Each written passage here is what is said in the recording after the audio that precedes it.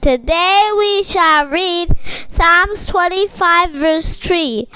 No one who hopes in you will ever be put to shame. ప్రియులారా, ఈ యొక్క ఉదయకాల సమయంలో దీని వాక్యాన్ని చదువుకుందాం. పరిశుద్ధ గ్రంథంలో నుండి కీర్తన గ్రంథము 25వ అధ్యాయం 3వ వచనం.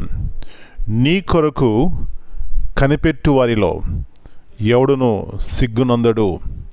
యేసు ప్రభువారి అతి శ్రేష్టమైన నామంలో పిల్లరా మీ అందరికీ శుభములను తెలియజేస్తున్నాను.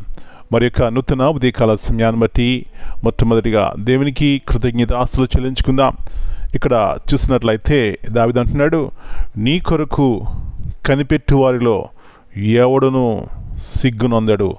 ఈ వాగ్దానాన్ని పట్టుకుని ప్రభువా నిజమే ఎన్నోసార్లు మిమ్మల్ని పట్టుకొనక మిమ్మల్ని ఆశ్రయించక నష్టపోతున్నాను, క్షమించండి అని పిల్లరా దేవుని యొక్క పాదాలు పట్టుకున్నప్పుడు ఆయన మనల్ని సిగ్గుపరిచే దేవుడు కాదు. ఒకసారి యేసు ప్రభువారు మరి ఎరుకోకుండా వెళ్తున్నప్పుడు అక్కడ ఇద్దరు గుడ్డివారు ఉన్నారు. యేసు ప్రభువారు వస్తున్నారని విని ఏం చేస్తున్నారు వాళ్ళు? దావీదు కుమారుడా మమ్మల్ని కరుణింపమని కేకలు వేశారు. అయితే అక్కడ ఉన్నటువంటి జనులు వాళ్ళు గద్దించారంట. ఎందుకు అట్లా కేకలు వేస్తారు, మీ మాటలు ఎవరు వింటారు అని వారిని నిరాశపరుచున్నారు. అయినప్పటికీ వారు ఏం చేశారు? ఇంకా బిగ్గరగా కేకలు వేసిరని బైబిల్ చెప్తుంది.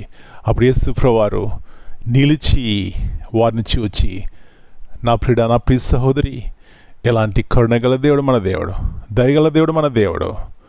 ఆయన నిలిచి చూచి అడుగుతున్నారు, మీకేం కావాలయ్యా అన్నప్పుడు వారు మాకు కళ్ళు కావాలన్నప్పుడు, లేకపోతే చూపు దయచేయమన్నప్పుడు వెంటనే దేవుడు వారికి అనుగ్రహించినాడు. ఈ ఉదయకాల సమయంలో నా ప్రియుడా, నా ప్రియ సహోదరి, ఇలాంటి గొప్ప దేవుని కలిగి ఉన్నాం. మనం ఏం చేయాలి? ఈ విధముగా కేకలు వేయాలి. అంటే హృదయమంతటితో విశ్వాసంతో ఆయన మీద ఆనుకున్నప్పుడు ఆయన మనల్ని ఏం చేస్తాడు? సిగ్గుపరచని దేవుడై ఉన్నాడు. ఇలాంటి కృపను ఈ ఉదయకాల సమయంలో దేవుడు మనకు దయచేయను గాక. ప్రార్థన చేసుకుందాం.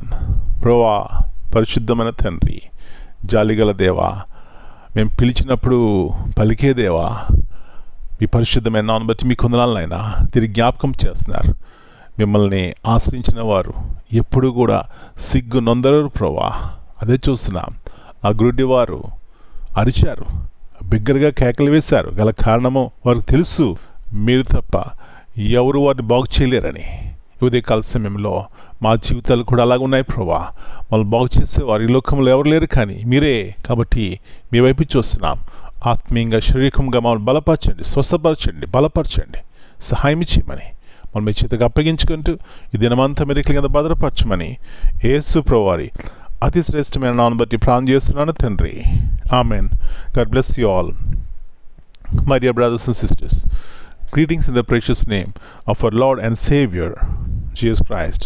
Here in Psalm 25 and verse 3 reminds us that hope placed in the Lord is never misplaced. Those who trust in Him will not be put to shame, while dishonesty and unfaithfulness ultimately lead to disappointment. This verse encourages us to live with integrity, patience, and steadfast trust, confident that God honors those who wait on Him and walk in His truth. Amen.